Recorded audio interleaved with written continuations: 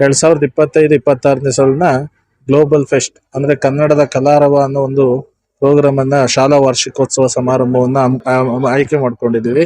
ಈ ಕಾರ್ಯಕ್ರಮಕ್ಕೆ ಮುಖ್ಯ ಅತಿಥಿಗಳಾಗಿ ನಮ್ಮ ಕ್ಷೇತ್ರದ MLA ಸೋಮಶೇಖರ್ ಸರ್ ಬರ್ತಾ ಇದ್ದಾರೆ. ಹಾಗೆ ನೆಲಮಂಗಲ ಶಾಸಕರಾದಂತಹ ಶ್ರೀನಿವಾಸ್ ಸರ್ ಬರ್ತಾ ಇದ್ದಾರೆ. ಹಾಗೆ ನಮ್ಮ BO ಮೇಡಮ್ ಸಹ ಬರ್ತಾ ಇದ್ದಾರೆ. ಹಾಗೆ ನಮ್ಮ ಇಲ್ಲಿ ಗ್ರಾಮ ಪಂಚಾಯತಿಯ ಅಧ್ಯಕ್ಷರು ಮತ್ತೆ ಮೆಂಬರ್ಸ್ ಎಲ್ಲರೂ ಬರ್ತಾ ಇದ್ದಾರೆ. ತುಂಬಾ ಒಳ್ಳೆಯ ಕಾರ್ಯಕ್ರಮ ಇದು. ಯಾಕೆಂದ್ರೆ ನಾವು ಕರುನಾಡ ಕಲಾ ವೈಭವ ಅಂತ ಇಟ್ಟಿರೋದೇ ನಿಮ್ಗೆ ಗೊತ್ತಿದೆ. ಯಾಕೆಂದ್ರೆ ಇದು ಕರ್ನಾಟಕದಲ್ಲಿ ಹುಟ್ಟಿರುವಂತ ನಾವೆಲ್ಲರೂ ಕನ್ನಡ ತಾಯಿಗೆ ಋಣಿ ಆಗಿರ್ಬೇಕು. ಅದಕ್ಕೆ ನಾವು ಇಂಗ್ಲಿಷ್ ಶಾಲೆ ಆಗಿದ್ರು ಕನ್ನಡ ತಾಯಿಯನ್ನು ನಾವು ಮರೆಯೋದಿಲ್ಲ. ಅದಕ್ಕೆ ಕರುನಾಡ ಕಲರವ ವೈಭವ ಅಂತ ಇಟ್ಟಿರುವಂತದ್ದು ತುಂಬಾ ಚೆನ್ನಾಗಿದೆ. ಕರ್ನಾಟಕದ ನಾಡು ನುಡಿ ಸಂಸ್ಕೃತಿ ಬಗ್ಗೆ ಇರುವಂತಹ ನೃತ್ಯಗಳನ್ನ ನಮ್ಮ ವಿದ್ಯಾರ್ಥಿಗಳು ತುಂಬಾ ಚೆನ್ನಾಗಿ ಮಾಡಲಿದ್ದಾರೆ. ಎಲ್ಲಾ ಪೋಷಕರಲ್ಲಿ ನನ್ನ ಮನವಿ ಏನಂದ್ರೆ ಕೊನೆಯವರೆಗೂ ಕಾರ್ಯಕ್ರಮವನ್ನು ವೀಕ್ಷಿಸಿ ಎಲ್ಲಾ ಮಕ್ಕಳಿಗೂ ಪ್ರೋತ್ಸಾಹ ಕೊಡಬೇಕು ಅಂತ ನಿಮ್ಮ ಮುಖಾಂತರ ನಾನು ಈ ಸಂದರ್ಭದಲ್ಲಿ ಕೇಳ್ಕೊಳ್ತೀನಿ. ನಾನು ಹರೀಶ್ ಅಂತ ಅಂದ್ಬಿಟ್ಟು ಈ ಶಾಲೆಯ ಮುಖ್ಯ ಶಿಕ್ಷಕರಾಗಿ ಕಾರ್ಯನಿರ್ವಹಿಸ್ತಾ ಇದ್ದೀನಿ. ಶಾಲೆ ಈಗಾಗಲೇ ತುಂಬಾ ಈಗ 11ನೇ ವರ್ಷದ ಶಾಲಾ ವಾರ್ಷಿಕೋತ್ಸವ. ಶಾಲೆ ಪ್ರಾರಂಭ ಆಗಿ ಸುಮಾರು 12 ವರ್ಷ ಆಗಿದೆ. ಅದರಲ್ಲೂ ನಮ್ಮ ಶಾಲೆ ಅನ್ನೋದು ತುಂಬಾ ವಿಶೇಷವಾಗಿದೆ. ಗ್ರಾಮೀಣ ಮಟ್ಟದಲ್ಲಿ ಇರುವಂತ ವಿದ್ಯಾರ್ಥಿಗಳಿಗೆ ಉತ್ತಮ ಶಿಕ್ಷಣವನ್ನ ಕೊಡ್ತಾ ಈ ಸುತ್ತಮುತ್ತ ಪ್ರದೇಶದಲ್ಲಿ ಒಳ್ಳೆ ಹೆಸರನ್ನು ತಗೊಂಡಿದೆ. ಮತ್ತೆ ಪ್ರತಿ ವರ್ಷನೂ ಶಾಲೆ SSLC ಅಂತ ಬಂದಾಗ ಫಲಿತಾಂಶ ಅಂದಾಗ 100% ಫಲಿತಾಂಶವನ್ನು ತಗೊಂಡಿದ್ದೀವಿ. ಮತ್ತೆ ಲಾಸ್ಟ್ ಇಯರ್ ಸ್ಟೇಟ್ಗೆ 17ನೇ ರ್ಯಾಂಕ್ ನಮ್ಮ ಶಾಲೆ ವಿದ್ಯಾರ್ಥಿ ತಗೊಂಡಿದ್ದಾರೆ. ಈ ವರ್ಷ ನಾವು ಸ್ಟೇಟ್ಗೆ ಫಸ್ಟ್ ಬರಬೇಕು ಇಲ್ಲ ಸೆಕೆಂಡ್ ಬರಬೇಕು ಅನ್ನೋ ಒಂದು ಚಾಲೆಂಜ್ ಅನ್ನ ತಗೊಂಡಿದ್ದೀವಿ. ನಮ್ಮ ವಿದ್ಯಾರ್ಥಿಗಳು ಆ ಚಾಲೆಂಜ್ ಅನ್ನ ಸ್ವೀಕಾರ ಮಾಡಿದರೆ ನಮ್ಮ ಟೀಚರ್ಸ್ ಅಷ್ಟೇ ಎಫರ್ಟ್ ಆಗ್ತಾ ಇದ್ದಾರೆ.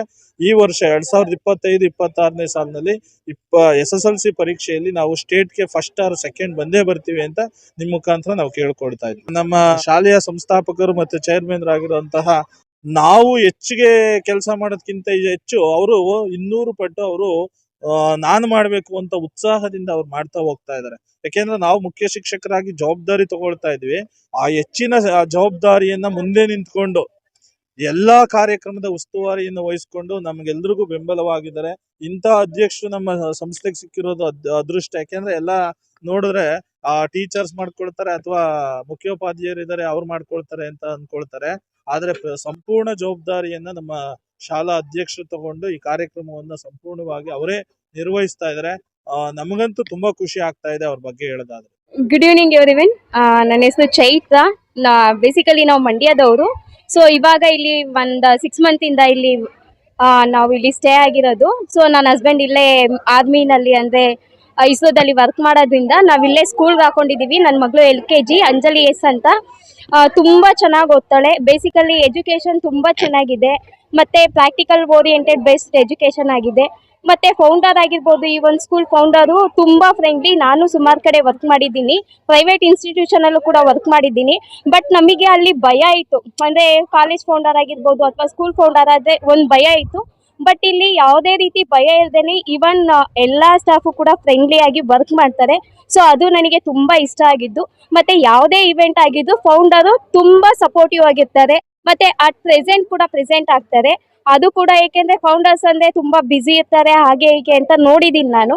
ಬಟ್ ಇಲ್ಲಿ ಆ ಥರ ಇಲ್ಲ. ಈ ಒಂದು ಸ್ಕೂಲ್ ಫೌಂಡರು ತುಂಬ ಸಪೋರ್ಟಿವ್ ಆ್ಯಂಡ್ ಕೇರಿಂಗ್ ನೇಚರ್ ಇದೆ. ಅದೇನು ಎಜುಕೇಷನ್ ಅಂತ ಬಂದರೆ LKGಗೆ ಸಾಕು, ನನ್ನ ಮಗಳು ತುಂಬ ಚೆನ್ನಾಗಿ ಓದ್ತಿದ್ದಾಳೆ. ಹಳ್ಳಿಯಿಂದ ಅಲ್ಲಿ pre-KGಲಿ ಓದ್ತಾ ಇದ್ಲು. ಬಟ್ ಇಲ್ಲಿ ಬಂದು ಅಂದರೆ ಟಾಪರ್ ಆಗೋದಾಗಿರ್ಬೋದು ಅಥವಾ ಸುಮ್ಮನೆ ಎಲ್ಲ ಮಕ್ಕಳು ಅಡ್ಜಸ್ಟ್ ಆಗೋಕ್ಕೆ ಟೈಮ್ ತೊಗೊಳ್ತಾಳೆ. ಬಟ್ ನನ್ನ ಮಗಳು ಡೇ 1ನೇ she is better from others ಅನ್ನೋ ರೀತಿ ಎಕ್ಸ್ಪ್ರೆಷನ್ ಬಂತು ಫ್ರಮ್ ಟೀಚರ್ ಸೈಡಿಂದ.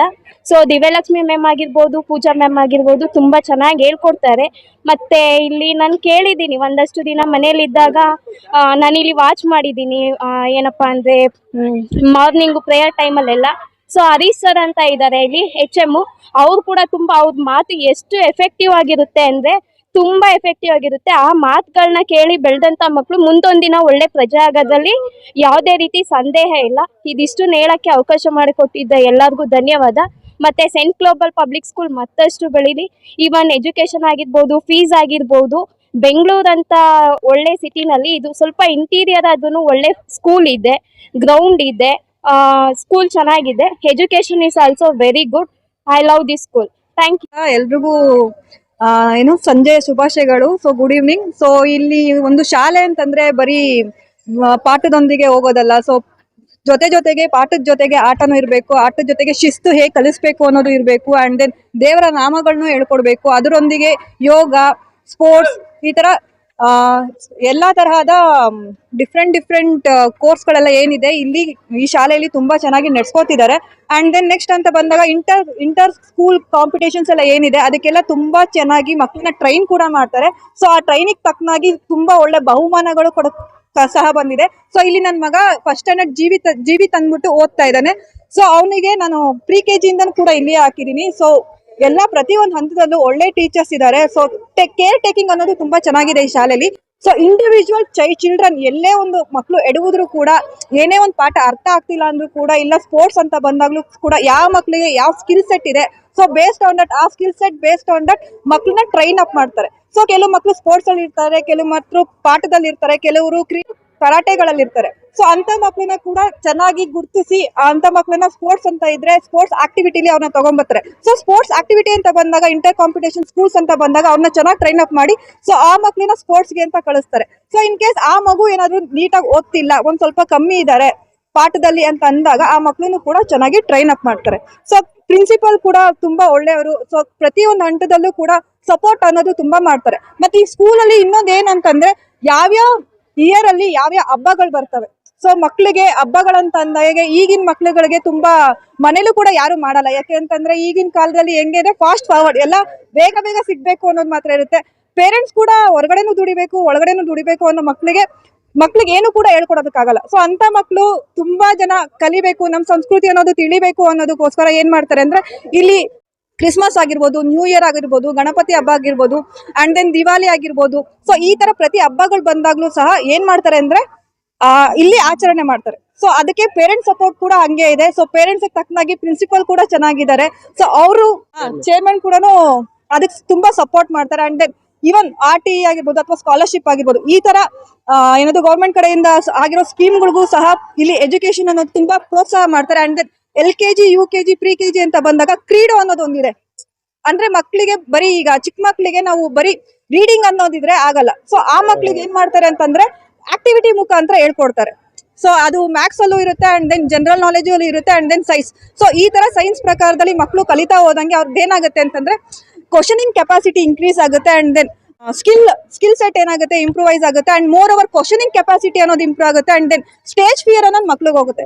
ಮೋರ್ ಇಂಪಾರ್ಟೆಂಟ್, ಮಕ್ಳು ಸ್ಟೇಜ್ ಫಿಯರ್ ಹೋಗ್ಬೇಕು. ಬಿಕಾಸ್ ಯಾವುದೇ ಮಕ್ಳಾಗ್ಲಿ ಇಲ್ಲಿ ಹಿಂದುಳಿದ ಮಕ್ಳು ಜಾಸ್ತಿ ಇರೋದು ಈ ಏರಿಯಾದಲ್ಲಿ ಅಂತ ಬಂದಾಗ, ಸೊ ಆ ಮಕ್ಳನ್ನ ಪ್ರೋತ್ಸಾಹಿಸಬೇಕು ಅನ್ನೋದು ತುಂಬಾ ಇಂಟೆನ್ಷನ್ ಮುಖಾಂತರ ಪ್ರಿನ್ಸಿಪಲ್ ಆಗಿರ್ಬೋದು ಅಥವಾ ಚೀಫ್ ಎಕ್ಸಿಕ್ಯೂಟಿವ್ CEO ಅನ್ನೋರು ಯಾರಿದ್ದಾರೆ ಅವರೆಲ್ಲಾನು ಸಹ ಏನ್ ಮಾಡ್ತಿದ್ದಾರೆ ಅಂತಂದ್ರೆ ಆ ಮಕ್ಳಿಗೆ ತುಂಬಾ ಎನ್ಕರೇಜ್ ಅನ್ನೋದು ಮಾಡ್ತಿದ್ದಾರೆ. ಸೊ ಇಲ್ಲಿ ಪಾಠ, ಆಟ, ಅದ್ರ ಜೊತೆಗೆ ಸಂಸ್ಕೃತಿನೂ ಸಹ ಕ್ಯಾರಿ ಓವರ್ ಮಾಡೋದ್ರಿಂದ ನನಗೆ ಈ ಸ್ಕೂಲಲ್ಲಿ ನನ್ನ ಮಗುನ ಓದಿಸ್ತಿರೋದು ತುಂಬಾ ಹೆಮ್ಮೆ ಅನ್ನೋದು, ಅದನ್ನ ನಾನು ಹೆಮ್ಮೆಯಿಂದನೂ ಕೂಡ ಹೇಳ್ಕೊತೀನಿ. ನನ್ನ ಹೆಸರು ರಶ್ಮಿ ಅಂತ. ನಮ್ಮ ಬೇಬಿ ಇಲ್ಲ ಸೆಂಟ್ ಗ್ಲೋಬಲ್ ಪಬ್ಲಿಕ್ ಸ್ಕೂಲಲ್ಲೇ LKG ಸ್ಟೂಡೆಂಟು. ನನಗೆ ಈ ಸ್ಕೂಲ್ ಬಗ್ಗೆ ಮಾತಾಡಬೇಕಂದ್ರೆ ತುಂಬ ಖುಷಿ ಆಗುತ್ತೆ. ಯಾಕಂದ್ರೆ ಬಗ್ಗೆನೂ ತುಂಬ ಒಳ್ಳೆ ಅಭಿಪ್ರಾಯ ಇದೆ. ಸರ್ ಬಗ್ಗೆ ಹೇಳಬೇಕು ಅಂತ ಅಂದರೆ, ಅವರು ಹೇಗೆ ಟೀಚರ್ಸ್ ಇರ್ತಾರೋ, ಇವಾಗ ನಾರ್ಮಲಿ ಕನ್ನಡ ಮತ್ತು ಇಂಗ್ಲೀಷ್ ಈ ಥರ ಪಾಠ ಮಾಡೋ ಟೀಚರ್ಸ್ ಹೇಗಿರ್ತಾರೆ ಅವ್ರ ಜೊತೆ ಅದೇ ಥರ ಇನ್ವಾಲ್ವ್ ಆಗ್ತಾರೆ. ಇವಾಗ ಚೇರ್ಮನ್ ಅಂತಾಗಲಿ ಸ್ಟ್ರಿಕ್ಟ್ ಆಗಿರೋದಾಗಲಿ ಅದೆಲ್ಲ ಇಲ್ಲವೇ ಇಲ್ಲ. ನಾವು ಅವ್ರನ್ನ ಡೈರೆಕ್ಟಾಗಿ ಮಾತಾಡ್ಸಿದ್ವಿ.